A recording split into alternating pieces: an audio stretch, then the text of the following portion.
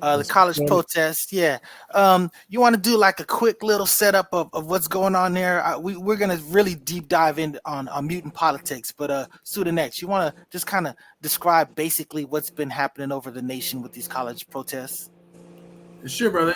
The basic thing is that these students, mainly those who are more, I would say, liberal, and lean a lot more left, but they have decided to condemn, the genocide that's taken place, inside of Israel, and they're basically their position has been, hey, this is genocide. We don't like our government, nor our universities supporting the state of Israel financially, and we want them to divest, from these efforts, and that's what it's been all about. But ironically, if you will, they've been met with a lot of violence and brutality, for taking this position. And everyone who knows me knows I'm not on the left, at all.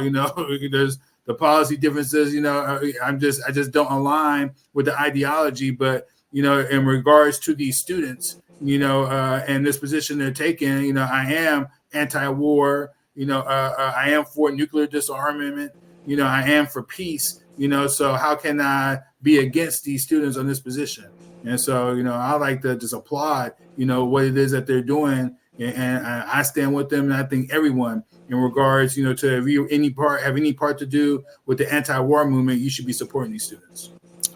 Mr. Tony Boyd is a very interesting comment. He says, "Is a peaceful protest effective?" I would say that all you need to look at is Dr. Martin Luther King. I mean, you could say that there was something violent that happened, but what was violent was happening to him as opposed to what he was doing. So I definitely think that is a weapon in the tool shed because that's going to be the thing that garners you sympathy. It's hard to feel really bad about someone who's just being pummeled and victimized, and all they're doing is basically just saying that, hey, what's going on is wrong. If you have any decency about you, if you're just a monster, then you don't care and you like bad things to happen. But I do think that it is a useful weapon in certain circumstances. So, from what I understand, particularly at UCLA, the protesters was protesting the war in Iran, and then the protesters that was on the Jewish side came up there and starting to fight with them, right? And they're going back and forth. This is from what I'm understanding. The valedictorian of UCLA, I'm talking about UCLA particularly.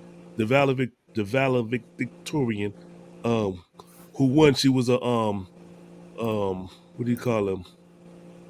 Damn, I lost my thought. Now She's you, from yeah, she's from the Middle East. She's a Palestinian, and they didn't want her to speak. I thought that was USC.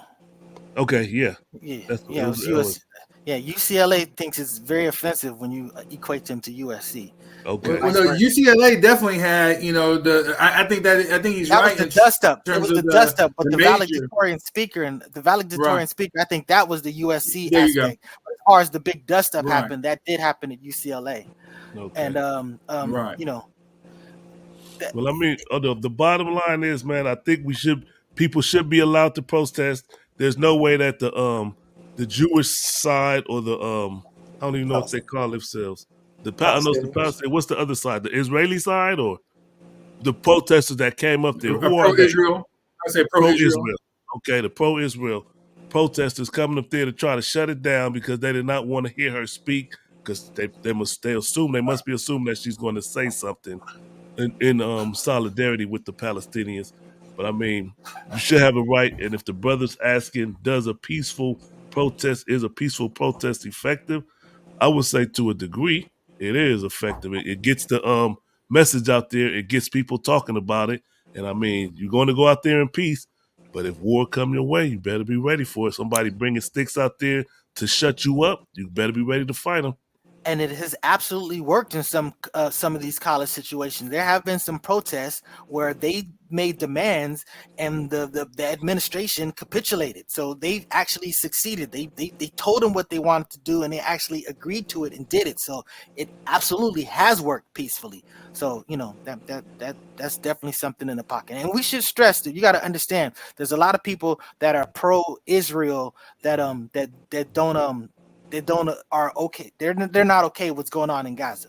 So there's a lot of people that are still protesting what Netanyahu. I apologize if I'm not saying his name right. There's a lot of people physically over there in Israel that are protesting what their government is doing, just like people over here. We protest a lot of things that our government does. So it's not just a black or white issue about who is on what side or the other side.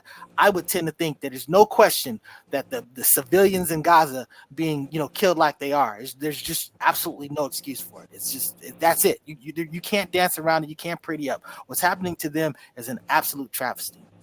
Yeah. Right. And check this out. I know El Poo ain't sitting over here talking about where is Walk. Yeah, where is Walk? We like to know. We're gonna be checking a few milk cartons in a little bit, but is that all we want to say about this on this show? Because we're gonna deep dive on the next show. Yes, sir. Oh, what show are you talking about? That show that we're talking about Right of Center.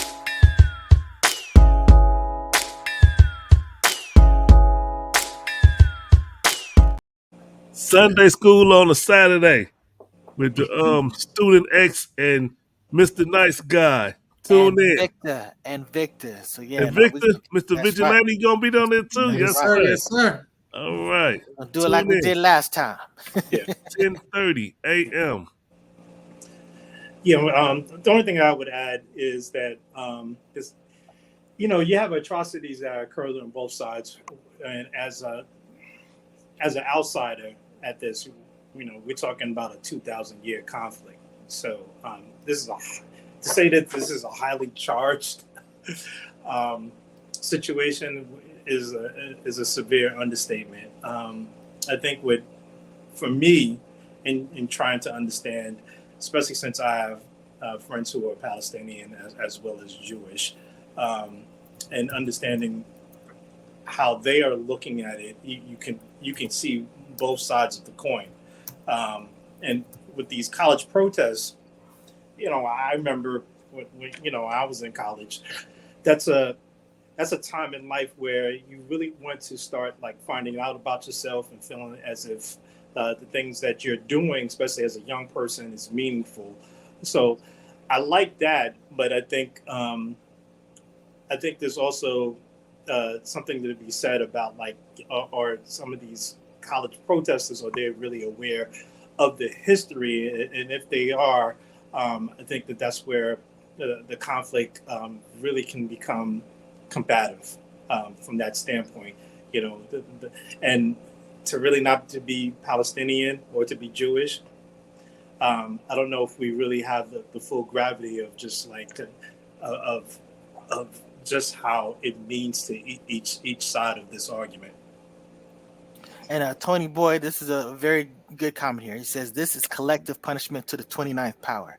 And to me, I interpret that as saying that in response to what Hamas did on October, October 6th?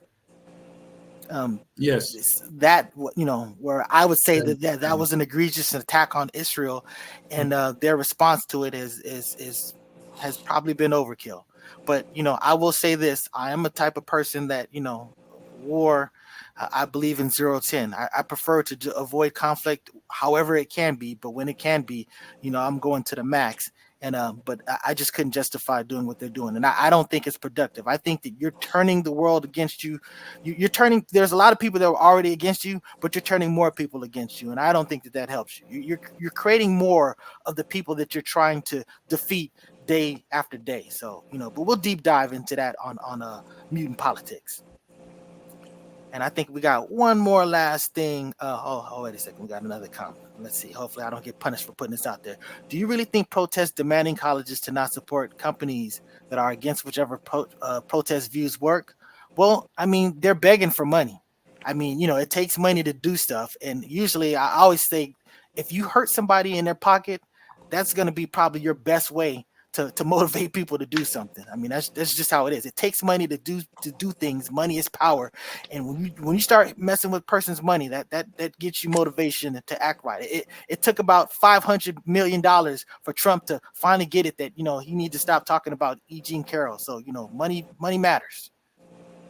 So if I could respond to that just real briefly, and I would say that to protest is the most American thing that you could possibly do. That's what the freedom of speech is, like the number one right, if you will, that we have here in this country. And so, the question of does it really work or not, it's debatable, but you got to look at the objectives of the protest. And part of the objective is to bring awareness, to others, and also, you're making a statement, to the world, that, there is a group and there are people here, in this country that are opposed, to what this government is doing in our names. And so, does it work? And will they ultimately have the success in terms of turning the country and these politicians around? That may not happen, but there definitely are objectives that are being, achieved in this effort.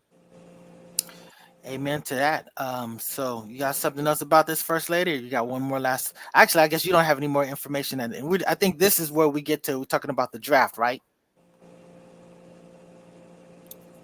Okay, so Tony Boy, this is not a war; it's genocide. Yeah, that's the thing about it. That's the overkill. That's to the 29th power. They're basically in their haste to exterminate Hamas. They're trying to throw out the baby with the bathwater and take out everybody. So and we have their sister, Nicolette Freeman, they're talking about the this is basically biblical times continue to play out, and that's really the big conflict in a lot of this because I coming from I'm sensitive to the concept of Israel because I don't really put this out there, but I am a Hebrew Israelite by culture and by religion. My I have family that are actually Jewish as well, but again, that doesn't skew my concept of the basic responsibility of humanity.